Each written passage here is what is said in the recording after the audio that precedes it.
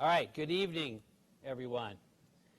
Welcome to the Tahoe Beach Retreat Lodge and Conference Center. And thanks to those of you who came out tonight. I know we're living in extra interesting times. So I want to welcome all of you here, and I also want to welcome all the folks that are joining us on the live stream.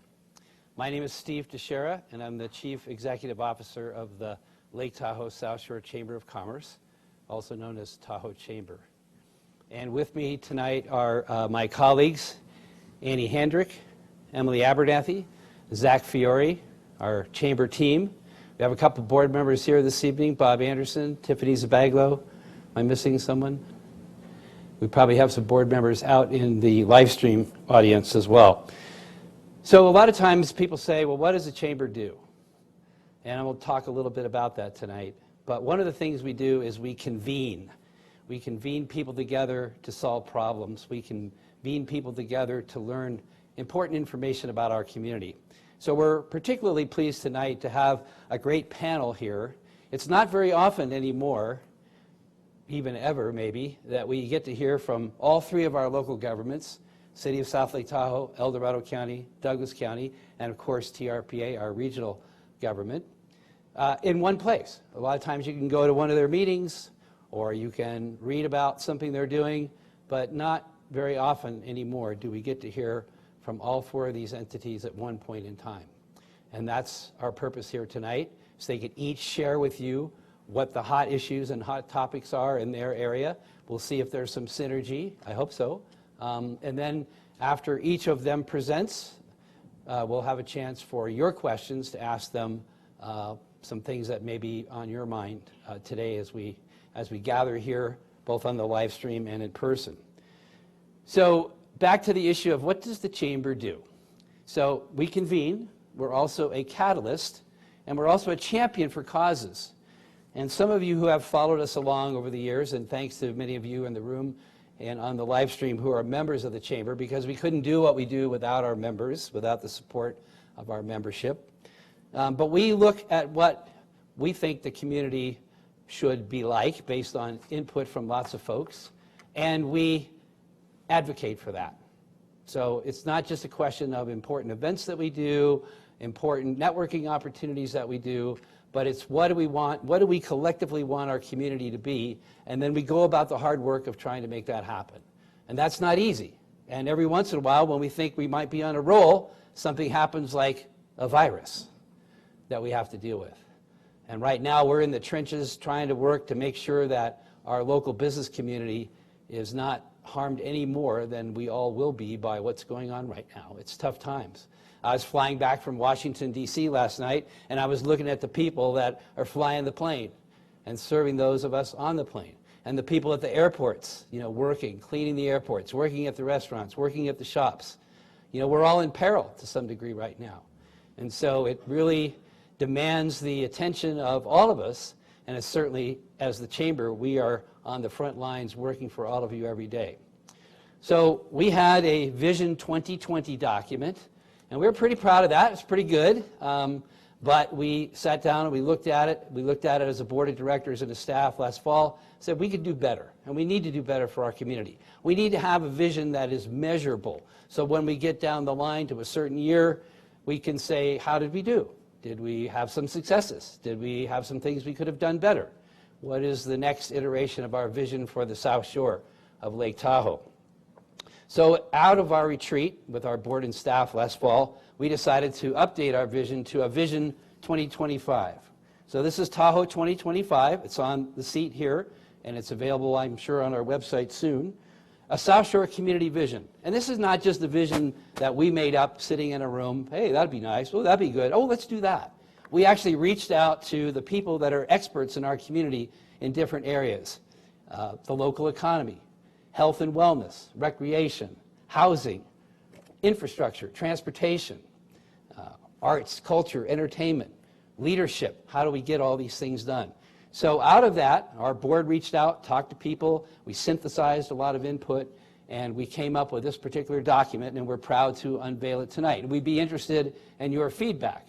Not necessarily tonight, probably take you a while to go through it, but it does lay out a vision that, again, is not just our vision as the chamber, but it's a community vision. And the commitment we're making to you and to all of us is to go out and advocate for that vision. So we recently went to our annual gathering of chambers. It's called the Western Association of Chamber Executives. And they just emphasized how important, and these are chambers from all around the Western United States and Western Canada, and there's no two of them alike. They have a saying, you've seen one chamber, you've seen one chamber. Because we're all different, but we have many things in common. We advocate for our community. We are a catalyst, which means like we're a spark. We're the energy of a community. And we are a convener, pulling people together to solve problems. And we're a champion. Once we know what we're after, we're a champion for that. And we're relentless in our pursuit. So I encourage you to look at the document when you get a chance. Again, we appreciate your feedback. Some of the things that are in there that I think are probably worth mentioning, and I talked about this just a little bit, but I've been around here long enough to have been to some meetings where the city and Douglas County Commission got together, the City Council and the County Commission.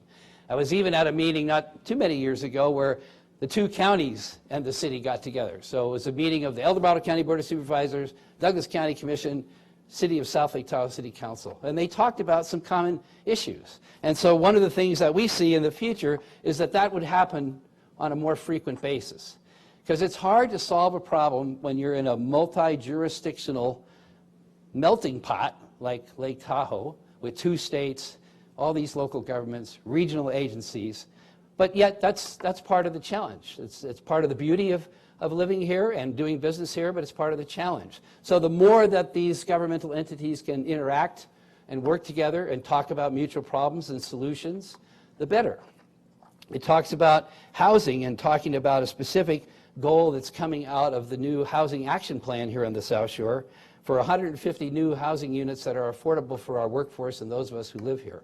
So there's some real meat in here, and again, we want to hear what you have to say about it.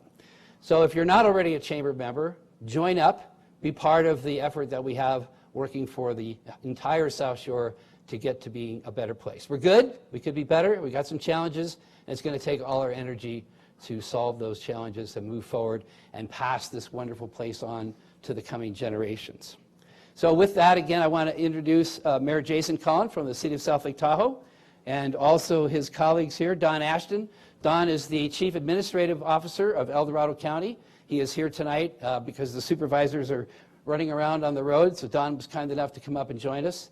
And then Commissioner Larry Walsh from Douglas County, current Vice Chair of the County Commission, and of course Joanne Marquetta, the Executive Director of the Tahoe Regional Planning Agency. So we're going to get a little sense of how they see the state of the South Shore community from their perspective, and then we'll have your questions and answers. So, Mayor Collin. Thank you, Mr. Teixeira. So this is on, right, Brandy? Okay. Good evening, and thanks to everybody for making it out, and thanks to everybody for being on the live stream. As you know, this is kind of a crazy time. We've got 2 big storms approaching. One of them we're really excited about because we finally have some snow coming in this weekend, so that's exciting. And the other one we don't really know what to expect. So when we were putting these slides together in the last week or so, things have changed quite a bit.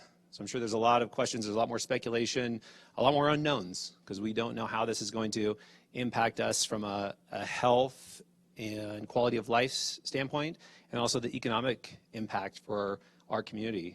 So it's kind of a scary time, but we are all working together, and there's been a lot of communication, and we are going to get through this. We're a strong community, and we'll be even stronger when we get through this together. So I'm sure a lot of that stuff will come up in the questions, but right now we're just going to talk about the state of the city, and we've been going through a lot of transitions as well. As you know, we had a city manager leave, and then we just hired a city manager. And in fact, I just had to check to see if the press release went out so I could say his name. So we're very excited to have Joe Irvin on board. It came out 5 hours ago. I've been going since 3:40 this morning, and I hadn't even been on my email. So yeah, so that's exciting. He's actually from Tahoe. Well, he lived in Tahoe. He went to LTCC. So we have a local kid coming back, and he and his wife met up here. They're super excited to be coming back to Tahoe, and I think it'll be really, really great for the city. So that has been taking up quite a bit of our time was doing that search and finding the right candidate, and we absolutely were certain he's the right guy, and we're really excited to have him on board. We just went through our strategic planning cycle or exercise just a couple weeks ago. So what I have for you tonight is based a lot on what we did in 2019 when we had our previous city manager, Frank Rush, was there, and we had a new council, and we came up with a lot of things. So we'll go through a lot of those because we've done a lot of really good things in this last year. We've built a lot of momentum, and now it's about keeping that momentum and really getting focused and doing maybe a few things great instead of a lot of things okay or good. Okay? There's so many priorities, there's so many things we want to do, but we really want to get focused and do some things really, really well. So this we came up with a few years ago that as our motto, that we will reflect the national treasure in which we live. We talked about this at our strategic planning event and still embrace this. We don't want to have it as a motto. It'll probably be moving into more of like our vision in the future. And the reason, the thought behind this was that this is something that everybody in the basin could get behind, whether you're a government entity, whether you're a business, whether it's a private party, the Forest Service, that hopefully everybody could buy into this, that we all want to reflect this amazing place that probably should have been a national park. Okay? I mean, it truly is a national treasure, and we want to do everything we can to preserve it and promote it as such. Again, these are we had a lot of information from last year, so we are working on distilling it down. With everything that's been going on, the staff has not put it all together because they have competing priorities, and then this was just a lot of information. So these are my kind of distillations of what we have, so don't hold anybody accountable to these exact words, please. But it will be something probably similar to this when they finally come out. So the vision now is going to be, we're simplifying it, that we will be the world leader in creating a vibrant, inclusive, caring community which focuses on quality of life, economic prosperity, and environmental stewardship. And our mission, that we will promote the prosperity of our city through responsible governance, policy, action, and reverence for this place we call home. So if you were involved in them last year, they were a lot longer, a lot harder. So we're just trying to get really to those real the gold in there, what's really important. Our values, that we're aligned, inclusive, innovative, service-driven, forward-thinking, fiscally responsible, and stewards of our environment. So in 2019, we had a lot of priorities. So we had these 13, plus we had, underneath them, we had a lot of things. And the city staff did an amazing job at getting a lot of stuff done. They did an incredible job, and we're pulled in many, many different directions because we had so many priorities. But we got a lot done, so we're just going to talk about some of those things. In public safety, we got 17 new police vehicles, created 2 new police officer positions. With the help of the SAFER grant, we are opening fire station number 2 with 7 new firefighters. And we initiated improvements in the communication system. So that's a huge thing, because that's a big, big project, but we're going to keep working on that. But initiating that was a really big step. In public works, we increased street rehab efforts and ramped up stormwater mitigation projects. And as most of you, hopefully most of you, have driven down the amazing Sierra Boulevard Complete Street project, and that had huge environmental gains as well. And we also got some new snow removal equipment. In development services, we established a workforce housing fund and creation of a new housing manager position. So Patrick Conway is back, and we are very excited to have him. If anybody was at the city council meeting or watched it, we had a presentation on some of the housing initiatives, and he'll have a key role in that with our partnership with Tahoe Prosperity Center and other partners around the basin. And then we've earmarked additional funding for transit and housing projects. And we are taking an active role in the US 50 South Shore Community Revitalization Project and Main Street Management Plan. So that was a big shift. Before, the city didn't have a real active role, and now we are definitely participating. And then successfully and effectively implemented a cannabis ordinance and development agreements. That was such a huge topic. And then once we got it done, it's just smooth now. So that's why I say, once we said okay to cannabis, everybody just chilled out. That's kind of weird. All right, so finance, our finance department went through organizational review and restructure to decrease cost, and we have cash reserves right now of $18.1 million. So right now we're in a good cash position. And the next one, recreation. We continue to improve mobility with extension and creation of bike paths, a lot of collaboration, coordination with the county on that. And we also have the ability to keep them clear in the winter, which is huge. And then, not that we've needed to use it this year, but hopefully after this weekend we will. And then the coffer of our Measure P funds continues to grow. So that's the only good thing about the delay that occurred with getting the new rec center going is that we are building up those funds. And now we are actively pursuing that and creating a partnership and vision with the county on making the 56-acre project a reflection of this national treasure in which we live. And that's a super, super exciting project. The other thing that's not on here is a lot of our environmental stewardship. Last year, one of the priorities was to address climate change. But this year, as you'll see, we expanded that into more environmental stewardship. And with our 100% renewable initiative that the city has adopted, that we made some really big gains on that this year at the airport. We had put 294 solar panels on the airport, and that whole facility with that and improvements in the electricity with LED lighting, it is completely off the grid now. So it's 100% renewable at the airport. So that's a really big step. We've got our Civic Spark Fellows. We're doing a lot of really great stuff to be great stewards of our environment and really start addressing the issues that are posed with climate change. So the hot topics for 2020 and beyond, the biggest one is it's always going to be finances.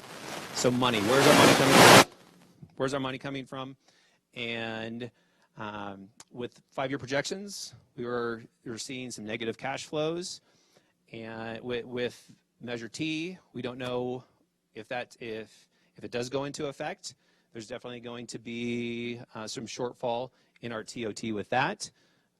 Oops, sorry, that's the last one. That's about 1.5 million is what's projected from the TOT on that. This year, the first quarter TOT and sales tax were both down. So together, over $300,000. And then CalPERS continues to be a concern. So those are some of the things. And then obviously now with what's going on with the coronavirus, we don't know what kind of financial impacts that will have on the city. The good news, though, is we have general fund reserve at $18.1 million, so that's 38% the budget, and $6.8 million above what our mandated reserve is of 25%. We have $2 million that's already earmarked for roads this year, so that's exciting because we've been trying to get just dedicated money to improve our roads. And I believe in April there's a presentation at our city council meeting about the next phases in that road improvement project. And then our property taxes for the first installment of this year are $51,000 up from last year. And just a note here that the city's 5-year budget forecast and mid-year budget report will be presented during that April meeting as well. So our strategic pillars this year, so we're just, again, we're kind of compressing it down. So I think there's a 7th one. So this is, again, it'll come out officially soon. But we're going economic development, high-performing government, public safety, quality of life, and recreation. And in that quality of life is our housing initiatives. And then infrastructure and transportation and environment. And if I recall correctly, I think we actually separated transportation out because we know that transportation in our community is a top priority. All right, that's it for me. Do I get to hand it off to Don? All right. Oh, there you go, Mr. Chair. Thank you, Mr. Mayor. So Don Ashton, again, is the Administrative Officer of El Dorado County. That means he's the lead executive working directly with the Board of Supervisors and with his staff. Don, welcome. Thank you, Steve, and thank you all for having me today, this evening. I don't have a PowerPoint. I apologize. Let me just go off of some notes.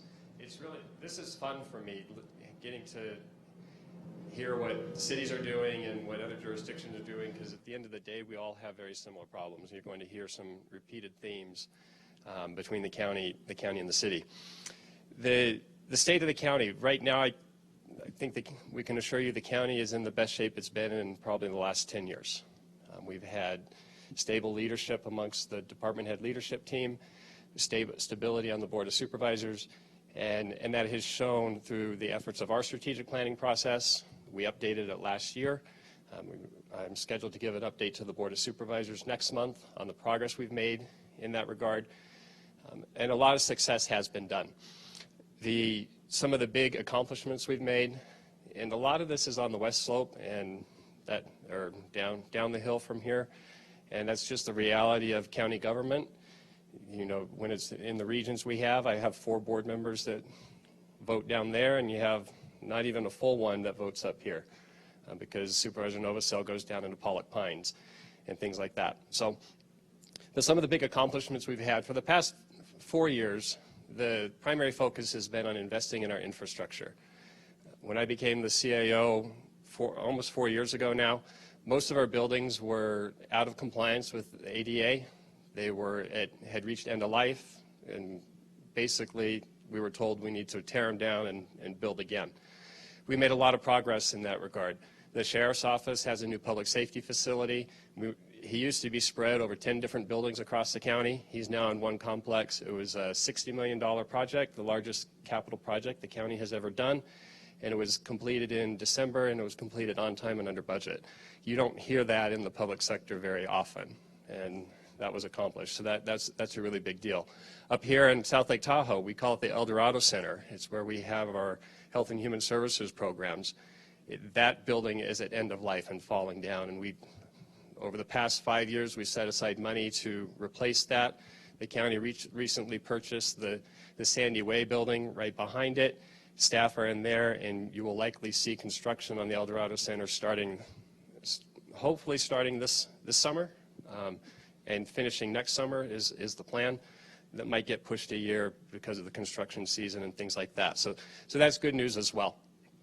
From a fiscal outlook standpoint, when I became the CAO 4 years ago, the board had about 8% of our general fund operating budget in reserves. Now we have close to 25% in reserves. So, and I will tell you, counties almost always have fewer amounts in reserves than cities. That's just kind of the way it works. But the fact that we have close to 25% our general fund operating reserves, up from 8% 4 years ago, that's a really significant progress, and you owe that commitment to your Board of Supervisors to be able to soften a recession that comes.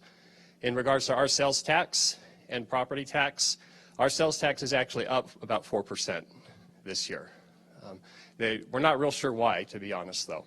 And the reason is because a couple of years ago, the state had what was called the Board of Equalization. They were making a lot of mistakes into how sales tax was being distributed. So the state then disbanded that department and created a new one, and now we're seeing higher amounts of sales tax coming in, and part of that is due to corrections that were made from before. So we're really trying to figure out what is the true sales tax growth versus corrections from past mistakes. But for now, it's up about 4%. We usually project a 2% growth, so that's good. Our TOT is the single fastest growing revenue source for us. I think a lot of that is because of Measure T that was passed in the city. We're starting to see some more vacation home rentals in the county and incorporated areas. Pros and cons to that for sure, but our TOT is now up over $5 million. That was last year, it ended at 5.3. It's almost doubled in the past 3 years. But that's a scary revenue source for me to rely on because it's so dependent on the tourism. And I'm not going to talk a lot about coronavirus now, but if questions come up, I'm prepared to answer that. But that's something that we're very concerned is going to impact the tourism economy everywhere. So we'll see what happens. The scariest part of our funding streams is our property tax. Our El Dorado County is a property tax-driven county. About 70 million of our general fund revenues come from property tax. When I talk about sales tax, it's about 13 to 14, and I said TOT is about 5. Our property tax, up until this year, we projected 5% growth. Last year, it came in at about 4% growth. This year, we projected 4%. It's coming in probably in the 3 to 3.5%. That's our projection. Every percent decline that property tax declines, it's about $700,000 to $800,000 in a loss of revenue. So why is it declining? What's going on? Well, I think there's a lot of things going on. The biggest thing is we're really concerned about the fire insurance and that the impact that's having, the inability of people to get fire insurance and the impact that's having on the market. So if property tax goes down, that's the biggest thing that causes recessions in the county. That's really what drove the county, the budget crisis and the recession in 2008, 9, and 10, right? Was the housing bubble burst, the bottom fell out of the market. Well, that could potentially happen with the fire insurance. So that's we're watching that really closely. And so those are the revenue projections. So right now we're not too worried. We're not panicking about it for this next budget cycle. But if that trend continues, it's going to present a problem in future years. How about on the expense side? Well, the CalPERS, the pension, is the single largest threat to county budgets. Quite frankly, I think it's the single largest threat to local government budgets. It is increasing faster than our revenues can keep up. And at the end of the day, there's really nothing your county or your city can do to stop it. It's decisions driven by the state of California and investment decisions they have chosen to make. I tend to blame a lot of that on the politics of California. When you have politicians telling an investment manager what they aren't allowed to invest in, for example, oil or guns or things like that, that are very popular in our country, whether we like it or not, but that impacts the investment portfolio, and the investments just aren't coming in where they're supposed to come in. So when CalPERS is estimating a 7% rate of return, and it only comes in at 6%, that increases our costs. And that's what's been happening for several years. Many people always ask, well, why don't you change the pension amounts given to your employees? Well, one, that would be unfair, because our employees have worked for a long time to have that pension system. Two, it's illegal. You can't.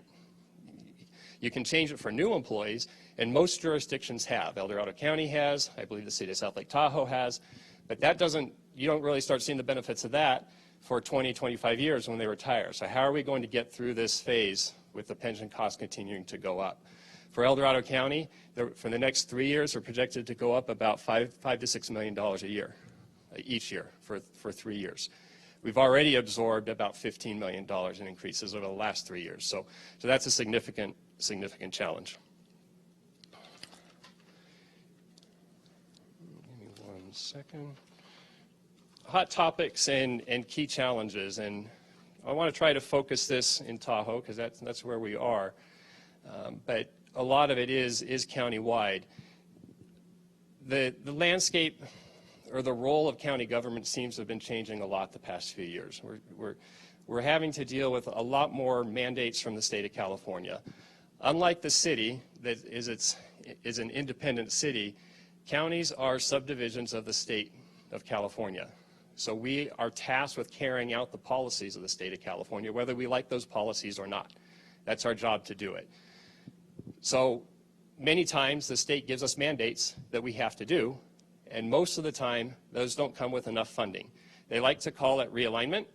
So the most recent one was prison realignment in 2011, and that's when the state prison systems were too full and at capacity. I don't know if you remember that.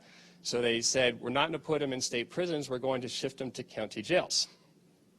And they call it realignments because they're realigning it from the state to the county, and they say that's to give the counties more local control.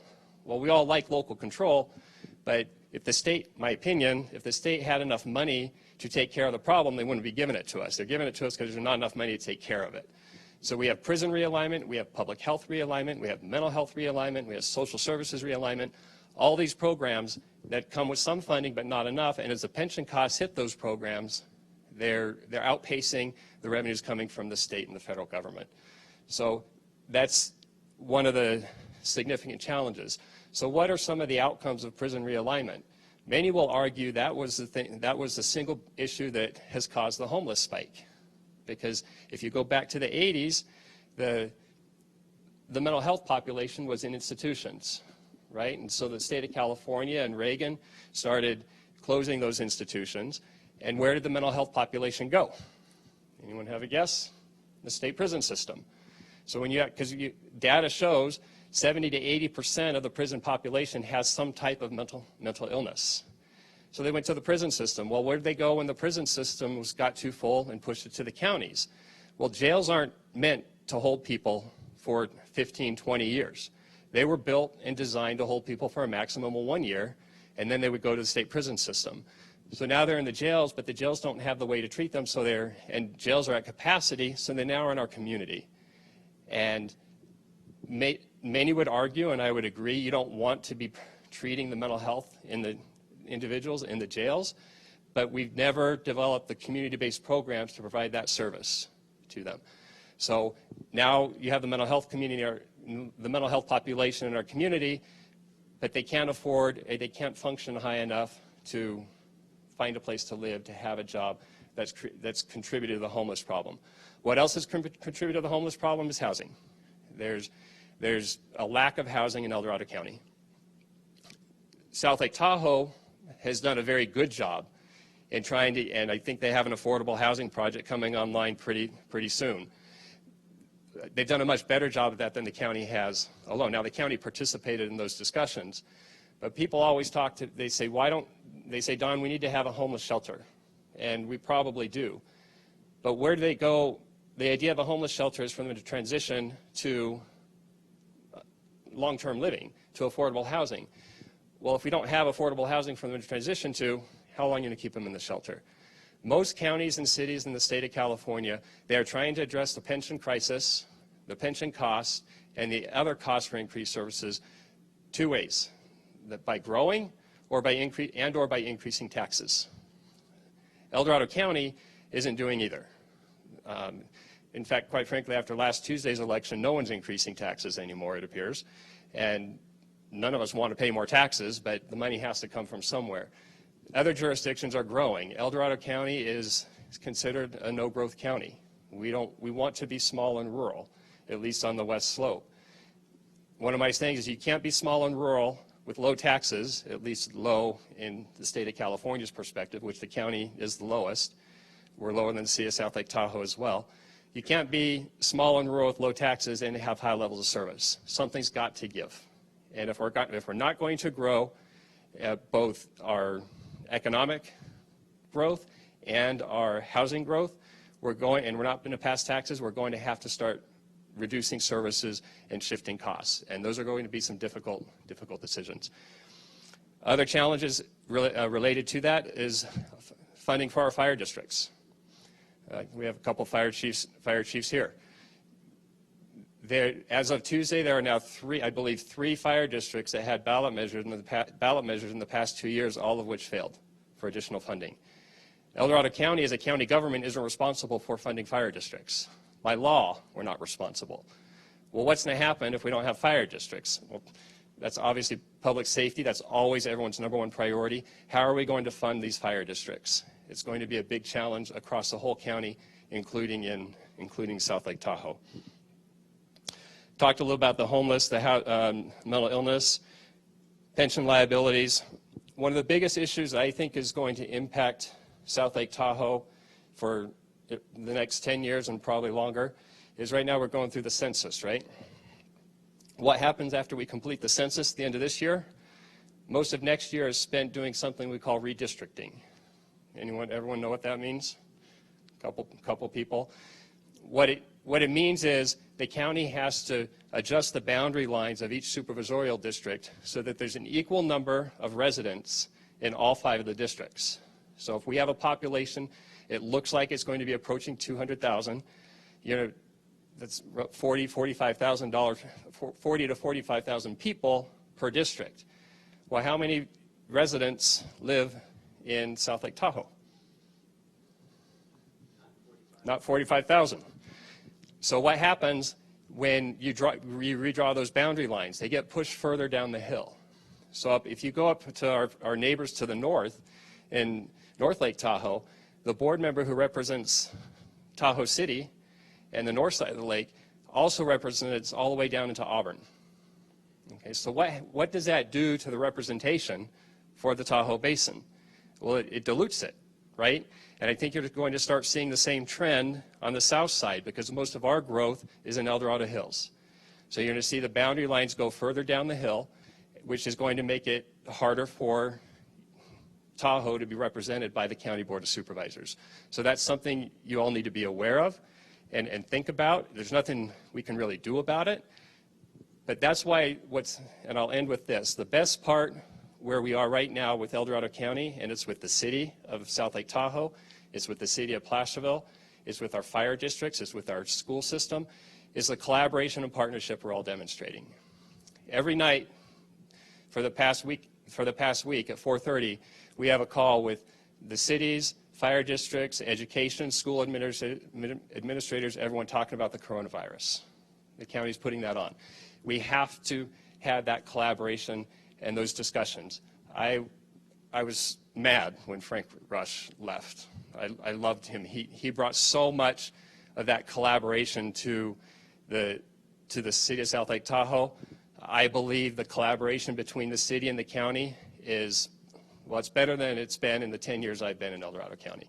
And we're going to have to keep that, because with that partnership and that collaboration, that will give you guys a voice in countywide initiatives as the boundaries of your board members change. All right, so I'll stop there, and I'm sure you'll have questions for me later.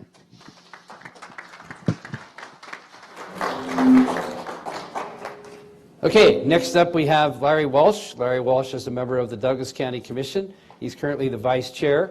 It's interesting in Douglas County because county commissioners represent districts just like they do in El Dorado County. But the difference is that everybody in the county gets to vote for every commissioner. So Larry, welcome. Oh, yes. Yeah, here's the magic clicker. Or Jason has it. Oh, thank you. Are we good here, Andy? Yeah. There we go. Excellent. Thank you. Good evening, everyone. How are you? I'm happy to be here. I got this PowerPoint presentation about 2 hours ago, so bear with me. Commissioner Penzel, who's the chair, he was to give this presentation, but I'm pitch hitting, and I'm very, very happy and delighted to be here at beautiful Lake Tahoe. I can tell you that the state of Douglas County is very good. We're healthy financially. We've recently, in the last year and a half, have hired some extremely well-qualified professionals to run the county, and I want to tell you something, that was a big chore. We've hired a new county manager, a new assistant county manager, a new CFO, a community development director, a planning director, a public works director, and a county engineer. Those are significant positions in the county, and we're very, very happy that they're filled now, and I'm sure they'll provide great leadership for the years to come. The state of the county, financially, we, through this robust economy for the last few years, we've been able to sock away a lot of money into projects that have been ignored for years and some for decades. We put a lot of money into our road infrastructure, our facilities that were aging, stormwater control, which is very prevalent in Douglas County, and roads. I mean, not roads, but sewer and water. And especially here at the lake, it's very important that we have good water systems here at the lake. And so it's nice to say that we've got a great county, and it's very strong, but we've got work to do, and we have to plan for the future. The problem is we don't know what this coronavirus is going to do. We don't know how it's going to affect the economy, so we have to start squirreling away money. Pretty soon here we have budget cycles coming up, so we'll see how that works, but we do have significant reserves. Last year, the state legislature actually reduced the maximum amount of reserves that we were allowed to have from 25% to 16% of our general fund budget. So we would like to have it at 25, but the state runs us. Let's see. Some of the issues here at the state. By the way, I'm on the chamber board down in the valley. Relatively new member down there. We have a new change in leadership in the chamber down there too. Bill Chernock, for years, so at 13, 14 years, he's been at the helm. He retired, and we have Alicia Main now. I think she'll do a wonderful job. we have the problem that the chamber has down in the valley is there's a lot of people, older people, people with this color hair, and you know, they don't use the services that the young population uses. And so the chamber has its issues with a lot of no-growthers down in the valley, and it's hard to deal with, but the chamber does a great job with the resources that they have. So, here we are. First of all, I want to tell you about Lake Tahoe. 53 years ago, last month, my wife and I honeymooned here. And we had, I think, about 4 or 5 feet of snow on the ground. So let's pray for snow. I hope this storm that's coming in is going to be great. But yes, we have our vision is to create a community to match the scenery. And obviously, we have wonderful scenery in Douglas County from Lake Tahoe to Topaz Lake. And creating a place, like it says here, where business employees and families can live. And that's an issue. Like I said, we have an aging population. And we really need younger people to move into Douglas County. And we need to have a proactive government that's going to, and there's affordable housing issues in Douglas County. I just got back from Washington, D.C. There's affordable housing issues all over the country. And so we need to really work on that. We can't stick our head in the sand. You know, having a younger community helps create a balanced economy. And we really need that. So we need to grow responsibly all throughout Douglas County. Of course, we're limited here in the Tahoe portion of Douglas County as to what we can build. But down in the Carson Valley, we have plenty of room to grow. I'm not an advocate for uncontrolled growth, but we do have a growth ordinance down in Douglas County that limits growth, and we're sticking to that, actually below it. Believe it or not, in the last 10 years in Douglas County, the population has increased by 1,600. That's 160 people a year, which is not a lot of people. So we're growing slowly but surely. As far as the lake is concerned, one of the beautiful things that we're working on right now, and I'm sure you're all familiar with it, is the Tahoe Event Center. That was created back, I believe, in the late 1990s by the Assembly, the Nevada Assembly, and they created the Tahoe Douglas Visitors Authority to deal with a reduction. They saw a reduction of slowing down in tourism, even back then. And they also recognized that maybe gaming was slowing down as well. So they created the Visitors Authority to bolster tourism, and they've done a great job. I think they've done a great job. In 2016, the Douglas County Board of Commissioners, and I didn't get on the board until 2017, but the Douglas County Board created the redevelopment district up here at Lake Tahoe in State Line. That's basically the casino corridor, includes Edgewood, and it includes the Tahoe Beach Club. And their mission now is to build an event center, a year-round event center, that I think will contribute amazingly to the economies of both South Lake Tahoe, El Dorado County, and Douglas County. So we're very much behind that. They've worked at it a lot. I know we have stakeholders involved, the TRPA, TRPA, and South Lake Tahoe, the Chamber. A lot of, and of course, businesses up here are really, really behind the event center, which I think will just boom once it's built. They're hoping to get it underway here in May, I think, of this year.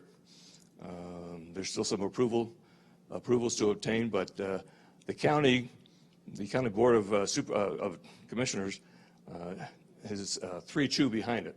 We have a 3-2 vote, and we have endorsed the redevelopment agency and the event center. So we're hopeful that'll be built. I'm sure you all know it's going to be on the corner of Lake Parkway and Highway 50 on the Mount Blue parking lot. But we're very, very excited about that. We're excited about, yeah,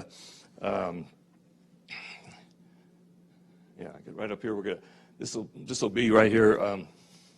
The event center is right in here. And I think I think it's, and the whole context of the loop road around the casino corridor, trying to create a pedestrian atmosphere, is going to really create a wonderful window into South Lake Tahoe. Right, you folks have done a wonderful job on the South Lake Tahoe side in redevelopment. It's amazing, and like I said, 53 years ago, we honeymooned up here, and it wasn't anything like it is today. So I really think that this this plan, it might take a few years to implement, maybe 5 years or 10 years, however long it takes. It's going to be very beneficial to the area.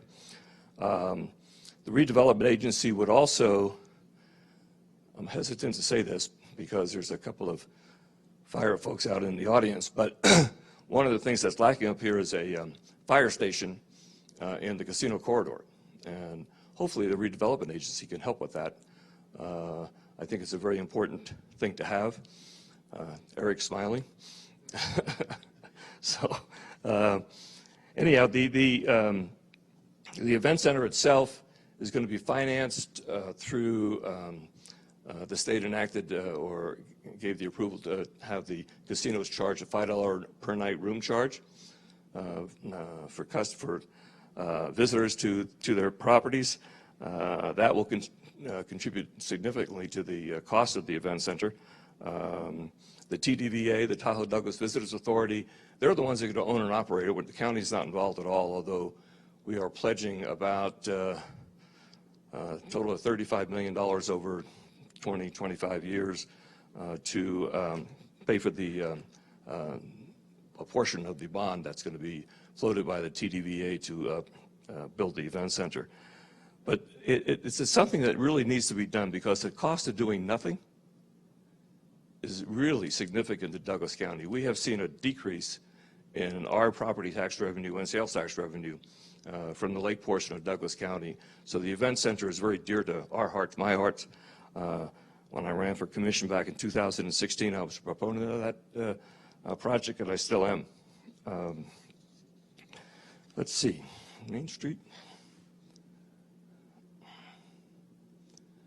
Well, that's the history of the event center. I don't think we really need to go through that. I touched on it a little while ago. Cost of doing nothing, the commission reaffirmed our support for the redevelopment agency. The Main Street Management Program, this is significant. Again, it's in collaboration with South Lake Tahoe. And I think it's really going to be a beneficial project. It really needs to be done. My wife and I were recently in Vail, and that's a beautiful pedestrian-friendly city. And this won't necessarily be totally pedestrian-friendly, but it certainly will lead to a much nicer, friendlier atmosphere than we have right now through the casino corridor. Let's see. Main Street Management Program. That looks great. I have to tell you, again, thank you very much. It really looks great, and we're going to get there. Of course, the Main Street Management Program is a component of the US 50 South Shore Revitalization Project, including the Loop Road. There's alternatives being discussed right now on exactly what to do, but I'm sure all the stakeholders will do a wonderful job in designing something we all can be proud of. Another project that we're working on in the redevelopment agency is the expanded Kale Drive Vision Plan. Kale Drive right now is in a terrible state and falling apart. We have those beautiful meadows just to the north of Kale Drive, and we really need a nice entryway into those projects down there. It's wonderful. Also, an expanded Kale Vision Plan would include, I think, a roundabout. Not my idea, but somebody else said a roundabout at the corner of Kale and Highway 50. And even though Lake Parkway and Highway 50 is basically the entrance to the state line, I think this here will add and be an enhancement to the whole experience in the South Lake Tahoe area.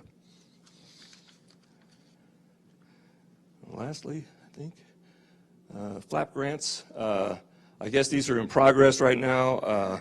An $11 million grant for the Tahoe South Gateway Recreation Project, and a $40 million application for State Route 28 bike path and parking improvements. And I will say this, I was back in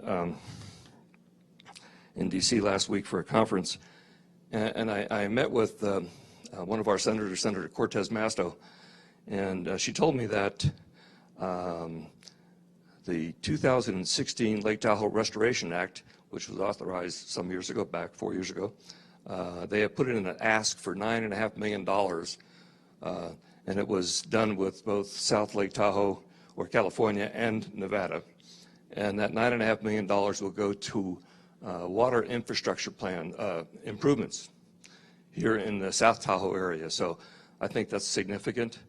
We have a big fire danger, and we need to improve our water systems, especially on the Nevada side. So I'm very happy about that. And I think that's about it. Kingsbury Trailhead. Oh, this is also very important. It was opened back in November last year. I was happy to participate in that. It's at the top of Kingsbury Grade. It's got a great new parking lot, heated restrooms, open 365 days a year. It averages 100 users a day. Boy, I can see that happening or going up to many more than that as the years come. So I think I'll end with that. If you have any questions, obviously I'll be here. Thank you.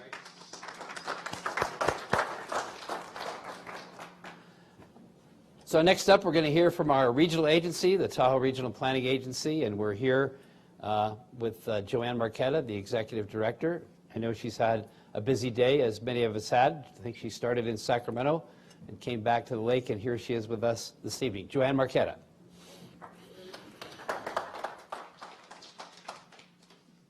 Good evening, everybody. The benefit of, or burden of riding sweep is that you hear the same themes. So it is such a very interesting time for Lake Tahoe. TRPA turned 50 in December of last year. So this is our 50th anniversary year, and over this year, we are both looking back and looking forward. So tonight I'm going to do a little bit of both past and present. And I'm also going to talk here at the end about the state of human relations right now, because our effectiveness here in Tahoe as a partnership is wholly dependent on our capacity to cooperate, collaborate, find common ground, work together toward shared ends, and bridge what we know as the us and them divides. So TRPA's 50-year history has been one of making sure that humans can coexist with the lake and the land. And we have needed, if you look back over history, we have needed a tectonic shift about once a decade. In the 70s, we stopped runaway development here. Some will remember there were plans for a 4-lane freeway encircling the lake, a bridge across Emerald Bay, and a city right here of 750,000 people on the order of San Francisco. So in the 80s, we put in place growth control, and that was meaning putting upper limits on the amount of allowable commercial, residential, tourist development. In the 90s, we initiated what is today a multi-billion-dollar shared restoration program called the Environmental Improvement Program. And since the 90s, we have leveraged nearly $2.5 billion in shared investment across all sectors, all the local governments, 2 states, regional government, federal government, and of course our private sector. In the 2000s, we enacted a ban on carbureted 2-stroke engines. Does anybody remember that? It was to prevent literally tons of black sooty gook from entering our crystal blue clear waters here. And at the same time, we put in place scenic standards that assured that we could make development here compatible with our alpine landscape. Then in 2010, in that decade, we adopted a new regional plan, And the focus there was on updating our dated built environment. So redevelopment of our built environment became a priority. Why? Because we needed the environmental improvements that came with that redevelopment in order to make gains in other areas, stormwater, scenic, transportation, all kinds of other environmental areas where we needed gains. So that's just a sample of where we've been over 50 years. And as a result of those 50 years, trust me, I'm well aware, some people like us, a few of you still hate us, but make no mistake, Tahoe would not be Tahoe without us. So even with all that, with all of that, is it enough? It's not enough. Why? Climate change now is an absolute game changer here. It is both creating and exacerbating some new challenges for us that may be more intractable than even the last 50 years. And so what Tahoe looks like in 50 years is going to depend on how well we collaborate on today's new challenges, and it's going to require some new tectonic shifts because our scientists are now looking at the lake and the forests, and that changing climate is supplying a new set of challenges. The dynamics of the lake and forest are changing. Our visitation patterns are changing because people are trying to escape heat. Our transportation and technology is changing, and our economy is changing. And in the face of all that systems change, which is where a regional agency works, we work in the big systems. What is foremost on our agenda? And I'm going to start with the lake. In the last 20 years, we've stemmed this very rapid decline in the lake's clarity thanks to the investment in the Environmental Improvement Program that's reduced the amount of sediment that flows into the lake from stormwater. But now, with new temperature records being set, air and water temperature is on the rise, we have more extreme weather events, and we're more at risk of harboring what are aquatic invasive species and the introduction of new species. Why? Because warmer waters create better conditions for those invasive species to take hold. So we're now having to look at added funding to our aquatic invasive species program in order to supply workforce needed to continue our mandatory boat inspection program here around the lake. And then another challenge with more precipitation is rain. We're seeing growing risks of actual flooding, and we're needing to look at how do we handle excess water. So we're initiating work with our public utility districts, with South Tahoe Public Utility District, to begin to plan for how do we handle excess water in those heavy water years. These same climate effects are having a profound influence on what we know as our forests. So these prolonged periods of drought are creating stronger winds, creating the conditions where a single spark from a careless campfire or cigarette or barbecue can ignite the next catastrophic fire. So many of us remember vividly Angora. I do, as I fled my home. Many of us remember that, and we're working with our partners to actually secure more funding for our forest health treatment goals, and that will complete the work in the areas that are adjacent to our homes, which we call the wildland-urban interface, and we're going to complete that in 5 years. So in addition to that, we're beginning work at a new scale in our forests. We have untreated on the West Shore 60,000 acres, and we're working with our partners to complete that in well under a decade. So where the work we've already done, we were looking at small 100-acre projects. Now we're looking literally at thousands of acres at a time, dramatically scaling up our pace and scale. The forest landscape here at Tahoe. Why? So it won't be reduced to a moonscape, and our homes will have a chance to withstand the next fire when it happens. Okay, so now let me shift onto our built environment, onto our developed environment and our communities. And TRPA is working with partners on a three-legged stool system of solutions, if you will. First, transportation and transit. Next, strengthening our communities. And then how that integrates with our recreation visitor management. So those three systems work together. And with the short time I have, I'm going to note three areas where we're working on priority interests together. First is in transportation and specifically in transit. We're now serving millions of recreation visitors annually, and every major mountain town across the West in a community like ours that's grounded in outdoor recreation has a world-class transportation and transit system. And right now, in places, ours exists like a slice of Swiss cheese. Here's the good news.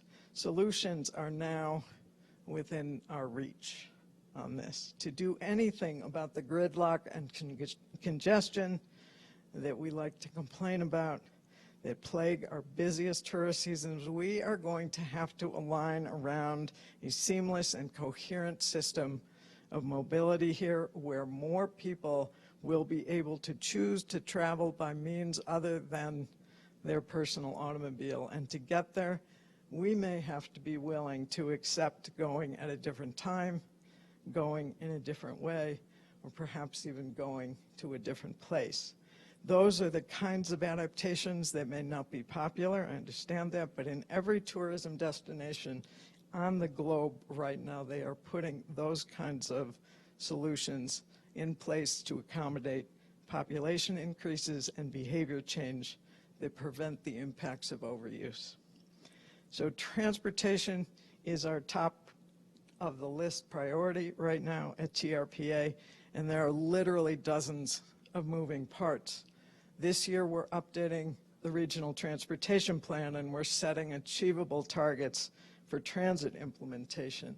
You have heard many of my colleagues here working to approve transformative projects. The Highway 50 Main Street Management Plan coupled with the Event Center will be absolutely transformative for the South Shore. And here's what's so important about those two projects. They are crucial to the implementation of our regional transportation plan. They will help us to deliver the kinds of transit solutions that we're looking for. So in addition, we're assisting the newly formed South Shore Transit Management Association to build some stronger public-private partnerships on our South Shore Transit. And we're working on some specific congestion solutions along corridors that are very heavily used by our recreation visitors. So corridors like Camp Rich to Emerald Bay, where we've convened our recreation partners, the U.S. Forest Service, the state parks, and the Tahoe Transportation District. We're working on transit and parking solutions for those most congested times and places. We're also working with employers on the South Shore to incentivize the use of commuter transit.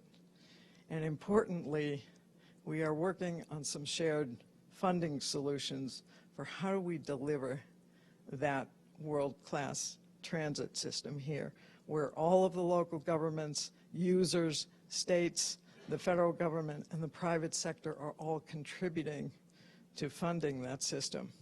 Right now, we have cabinet-level attention from both states, so the governor's administrations of both states are helping us to align around that regional transit vision and how to fund those increased transit services. Finally, there is this priority of the strength of our communities, and that means the priority of our housing supply for our workforce. The compact actually requires TRPA to harmonize the natural with the human-made environment, and that means considering our $5 billion tourism-based economy together with the strength of our local communities. So tourism fuels our economy here, and the economy falters when employers can't find workers, and the workers are forced into longer commutes, and they emit more greenhouse gases, and they increase stress on our overburdened roadways. And TRPA is working to provide incentives for the construction of deed-restricted, affordable, achievable housing units at prices that Tahoe's ordinary wage earners can begin to afford. We're going to be using this newly minted South Shore Housing Action Plan, and TRPA will work with our partners to make sure that the mix of units is delivered in income brackets where we most need our workforce, and our workforce, those workforce units can be built. We're looking at ways to unlock actually the pool of second homes so that a percentage of those may be able to be converted to deed-restricted permanent resident housing. There's a very innovative program in Vail called Vail Indeed that we could look at replicating that buys back homes and deed restricts those to achievable housing for our workforce. So the idea I want to end with tonight is actually about the state of our current human relations.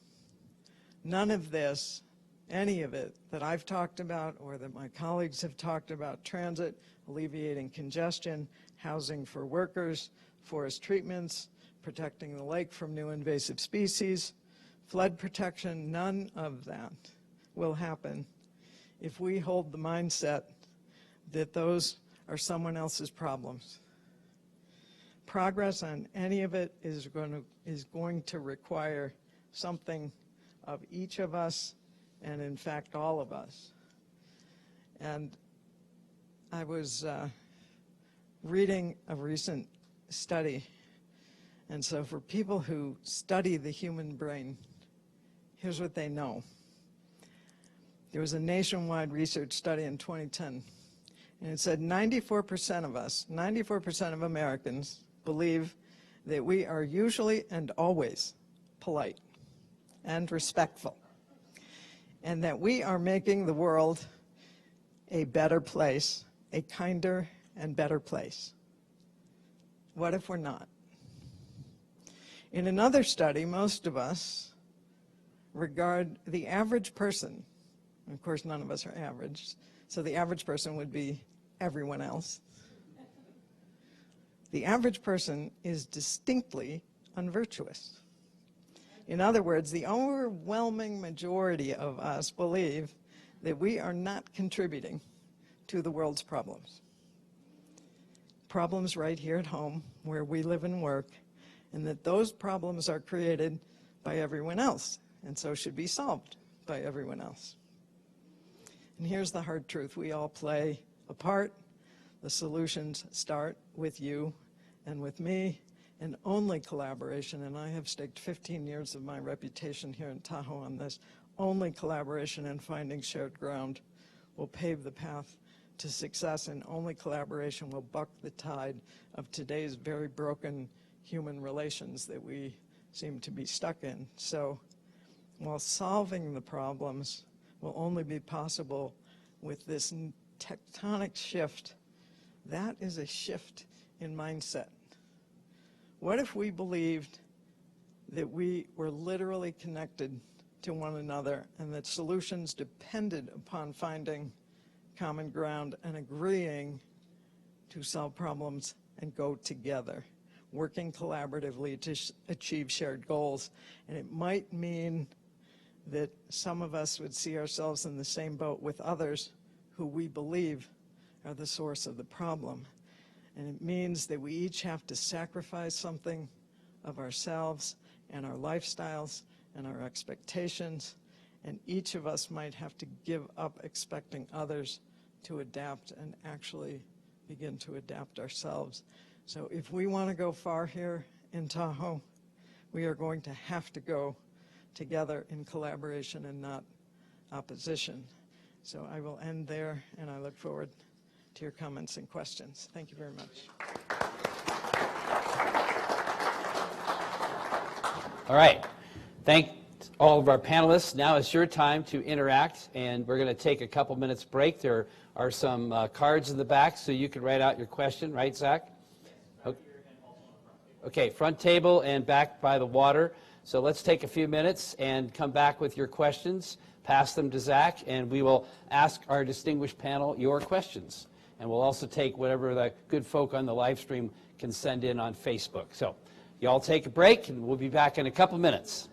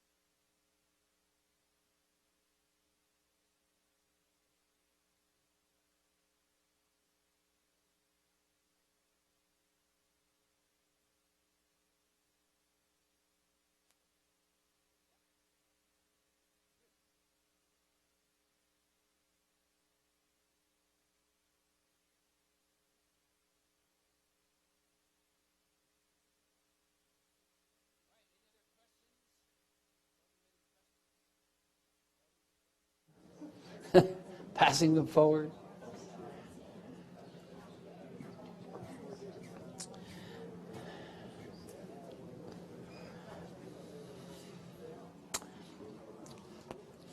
Is Brandy ready to resume?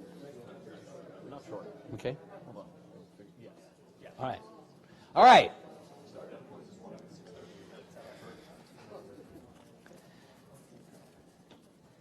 All right, we have a handful of questions here for our distinguished panel. Once again, thanks all for being here. Start off with a couple here, then there's a few more behind those. And this, I think, happened quite a bit today. There was concern, and this is for the mayor, there was concern in the business community, and probably broader than just the business community, that the city was going to declare a state of emergency relative to coronavirus or whatever, and there was a lot of concern about that. Can you share with us what's happening on that front? Yes, definitely. So we are not declaring a state of Maybe, I think.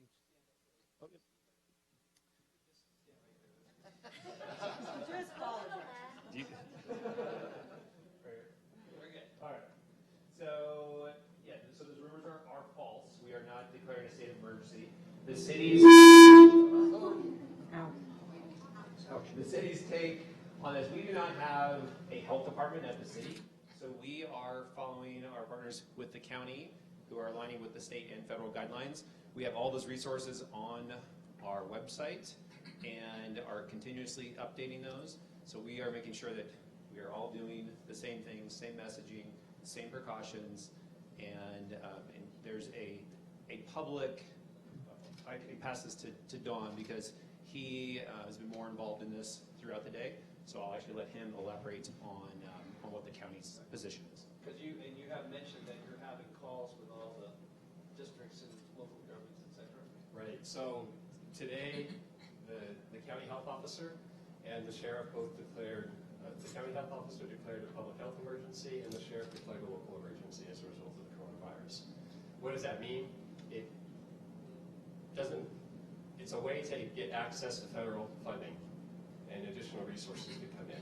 We're getting overwhelmed with the number of phone calls, tracking people who may or may not have been exposed to coronavirus and following up with them and testing them and things like that. So this will allow us to shift people's job assignments if we need to, get additional funding from the state and federal government. That's the primary purpose of it. The health officer is the one who has complete control in these types of situations. It's their authority, and every county has a health officer. It's their authority to enforce restrictions and things. And as the mayor said, we're following the guidelines from the State Department of Public Health. I emailed Steve today asking if we're still having this meeting because we're not compliant with the state guidelines right now, just so you're aware. But a press release went out tonight talking about the guidelines that were distributed.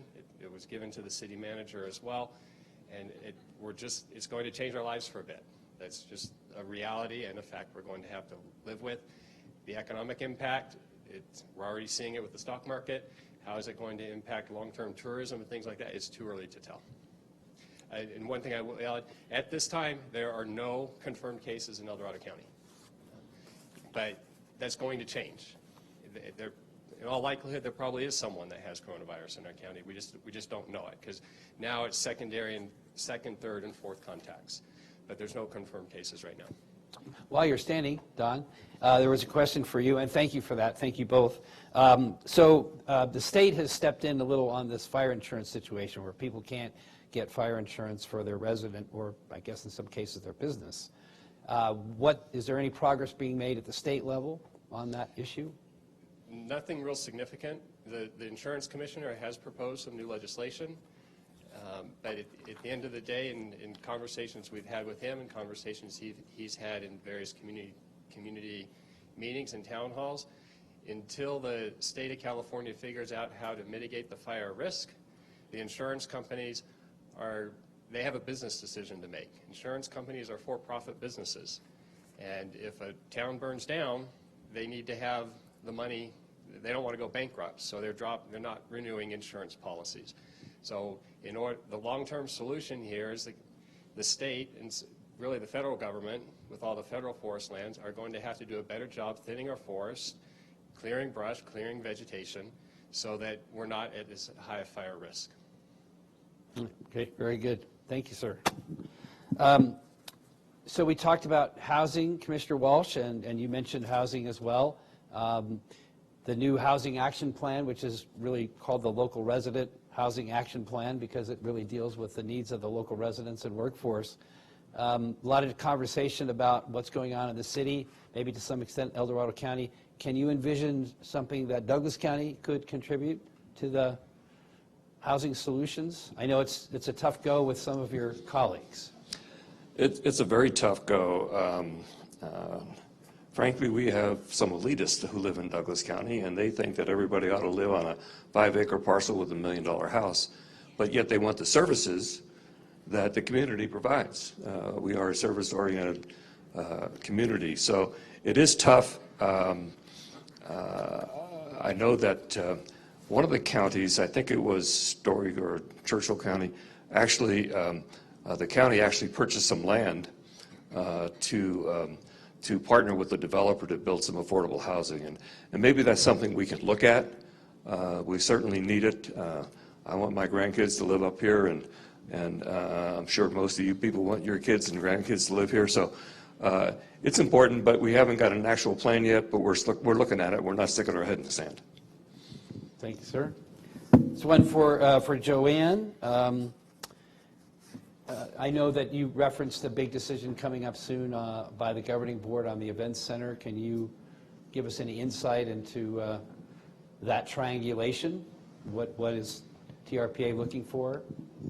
Indeed, this month at our governing board meeting, we'll be taking up the decision, and we have been working cooperatively, actually, behind the scenes to really try to align a set of interests around.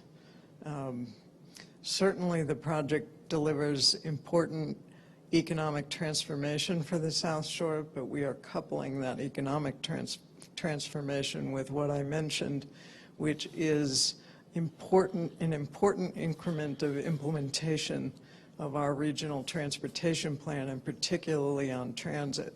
So you can anticipate that visitors will come to enjoy the entertainment and events and conferences from the events center, and so we want to be sure that when they get here, they're able to move around seamlessly, and where we're beginning to develop that vision of the visitor parks once, and then can move around our community on first-rate transit. So we're coupling that project with some important transit improvements.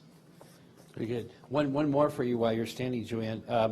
During your remarks, you spoke a lot about partnerships. What specific steps is TRPA doing to build on those, and which do you think are really the most beneficial, or can you prioritize, I guess? I spend every moment of every day working on partnership.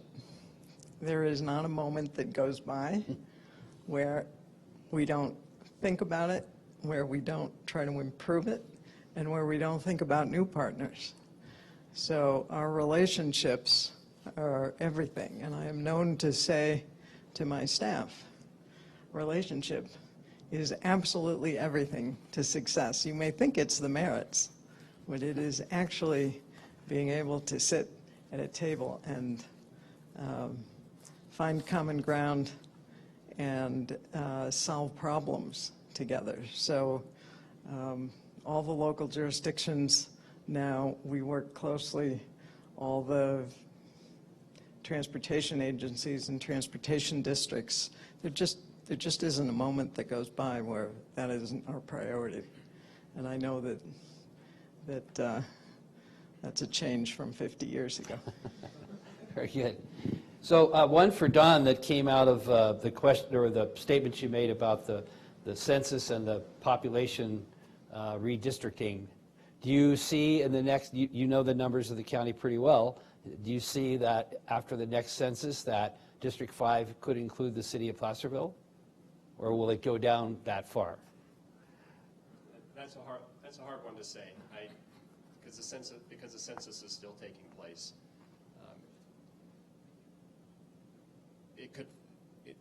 The lines could also be drawn that it goes more into North County as well versus coming down the hill into Placerville. So it's where you pick up the population. The challenge with the North County is just there's very few people living there. Right. But it's going to come down 50 further than it is now.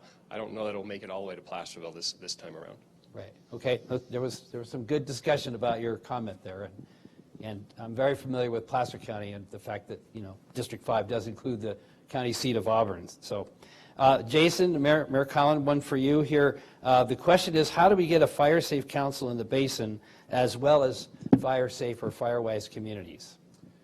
So I don't have the details for that, but I do know that in Tahoe, they have formed a Firewise community, and they will be, I was talking to Diane Reese the other day, and she's been spearheading that, so that will be, I think, the first fire, I don't know if it's certified or, but Firewise community in town, and then hopefully that will help build some momentum for other communities around the city to become Firewise, because that is a big criteria that, especially looking at with insurance, that's one thing that I know the insurance commissioner had talked about, was that we'll be looking at that.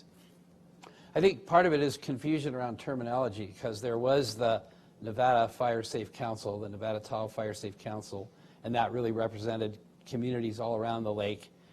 Through an unfortunate set of circumstances, that organization went bankrupt.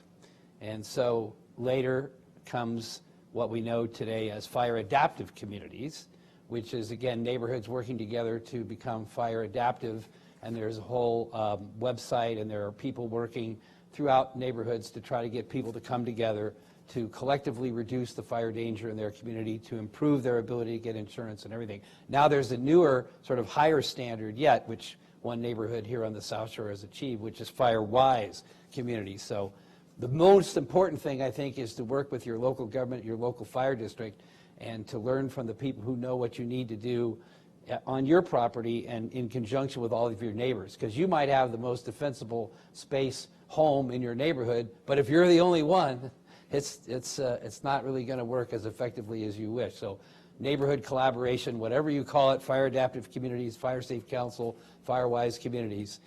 There's a lot of good information on the website, and people like Chief Baker here and Fire Marshal Gabon from Tahoe Douglas, or from the city, or from El Dorado County, Lake Valley Fire, they can really help you understand. And then to get together with your neighbors and create a community-wide approach. So. And at the insurance commissioners meeting, which it was down at Cameron Park, I think in November or so, when we were down there, one of the things they did talk about, at least in California, was that fire-wise distinction is very important, because there were a lot of other programs going on, so I appreciate you making that distinction as well. A lot of terminology. All right, another one for Commissioner Walsh. This comes from a person in the younger demographic in Douglas County. You said, and I understood what you said, that the county needs to attract more young people. But as a business owner with a family, I feel the county is doing everything they can to make me want to leave. How can you help change that? That's a tough question. It's just a matter of educating, I think, the aging population. They need, I mean, for instance, they're screaming for better health facilities. Okay. Nobody's going to build better health facilities if the population doesn't grow, and unless the hospitals have workers to work there. So it's a complicated issue. Frankly, we have a development ordinance in Douglas County that allows us to grow to a certain degree every year. It's 2% compounded, and frankly, we haven't reached that. So. You know, projects like the event center, that's going to bring young families, I believe, to Douglas County and to South Lake to work there. There's just you know, it's tough for me to say. I don't know. We don't have a plan to actually attract young generation. My daughter lives there. My grandkids live there. But we don't have a plan to say, we don't have a sign that says, welcome young people to Douglas County. I'm from New York, and I laugh every time I see this. There's a sign as you leave Brooklyn that says, forget about it. We don't want people to forget about Douglas County. We want people, and we welcome them with open arms to come and join us. Well, I know that you do, and I know that many others in the county do understand the importance of the coming generation and having young people feel like they're welcomed and wanted in the community. I know that not all of folks have that same feeling. So We do have a challenge. We have a contingent down there that's challenging to deal with. I know from a chamber perspective, or virtually every time we testify before the county commission on some issue, we're always bringing that issue up. What are you doing to make the young people in your county feel welcome and to encourage others? So it's a key question. It's one of those ones that you just have to keep working away on. Some of the folks there, this is their retirement community, and even though it isn't a gated community per se, that's the way they treat it. And I use the example of, I grew up in the Bay Area.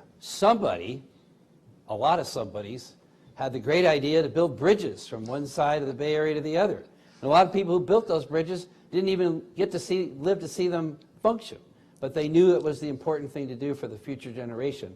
And God love them for that. That's the kind of thinking we need about what legacy are we leaving to the folks who come after us, some of whom are you.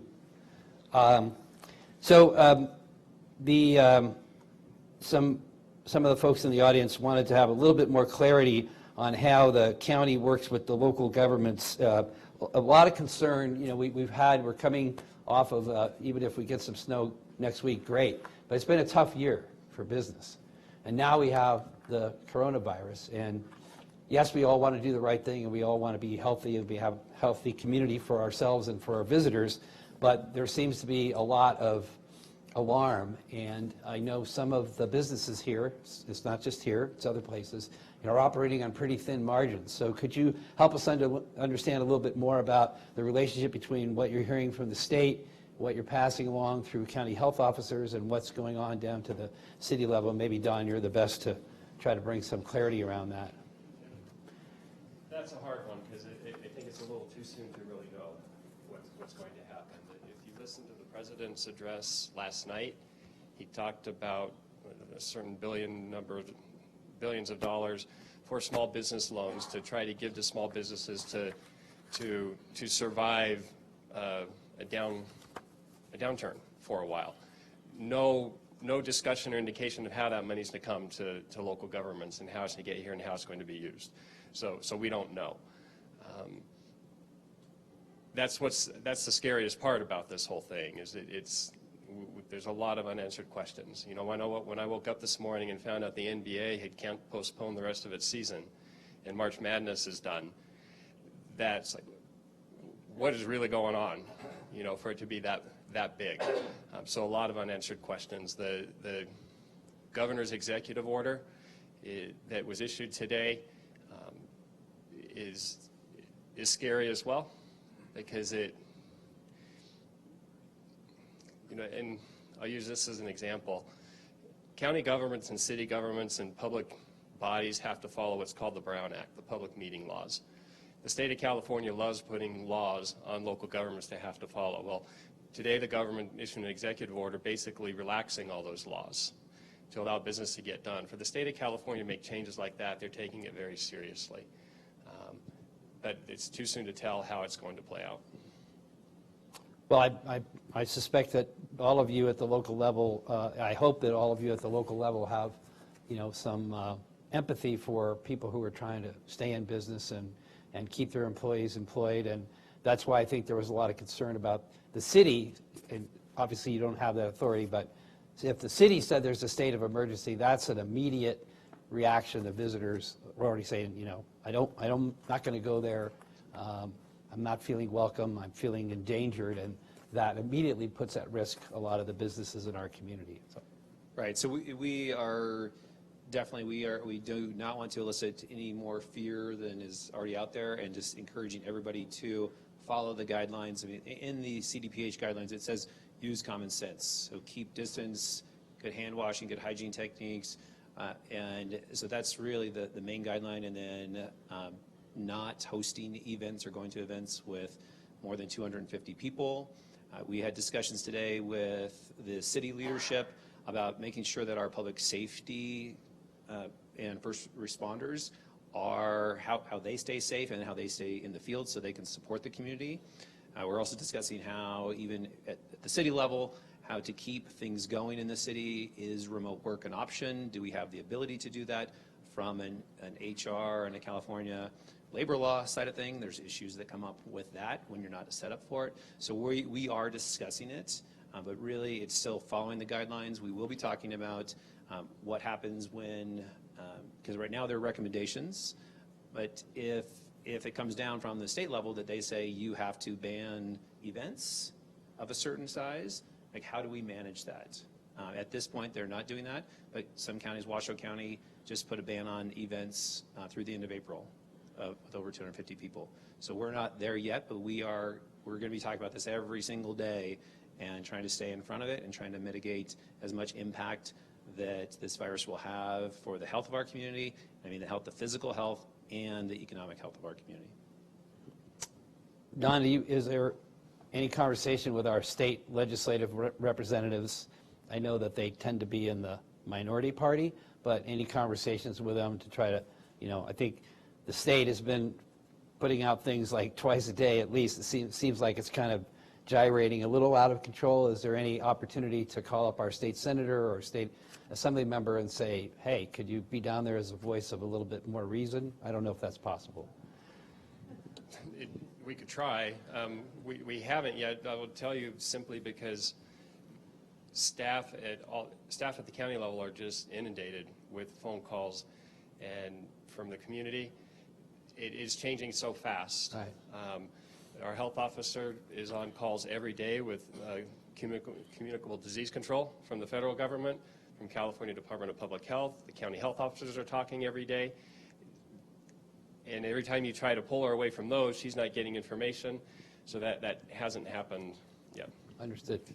So this is an open question. Anybody that wants to stand up and give an answer, and it could be more than one. But the question was, can the Alert Tahoe system be leveraged in some way to kind of help with the fire insurance costs?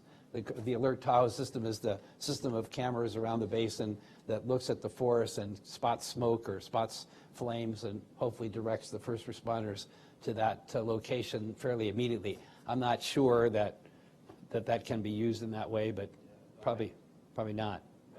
We don't know. Mr. Insurance I was expert. going to ask Mr. Anderson here in the front row. Don answered the question. Is a profit issue. Right. In the short term. I've been working Right. since that board to get them to look at Tahoe separately. Right. Because we have made a lot of progress. But Got it. You have to get the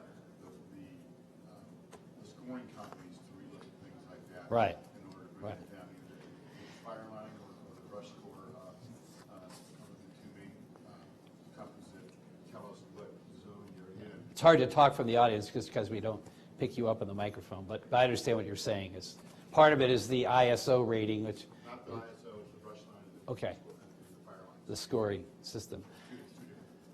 So, Joanne, the TRPA, you have a local government committee, which is now your local government and housing committee, which are dealing with a number of issues, including partnerships on the housing issue. Is there anything that committee or TRPA can do to help on the homeless issue?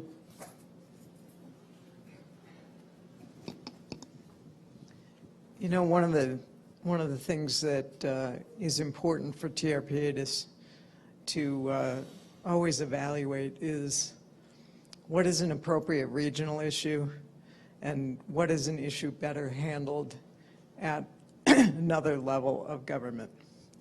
And honestly, the homeless issue is an issue of social structure. So we will work on systems for supplying affordable and achievable housing, but it's just simply not in TRPA's bailiwick within the compact to be dealing with social service and health issues. It's appropriate at a different level of government. Understood. So I do know that within the city anyway, Mayor, that the Clean Tahoe program has been, their scope has changed a little bit where they do now go in and clean up homeless campsites and work with law enforcement and fire on making sure that those are not in and of themselves a health hazard, right? Yes, they are. And in fact, I was just talking with Katie Sheehan, the executive director from Clean Tahoe the other day about that because it is still a big problem.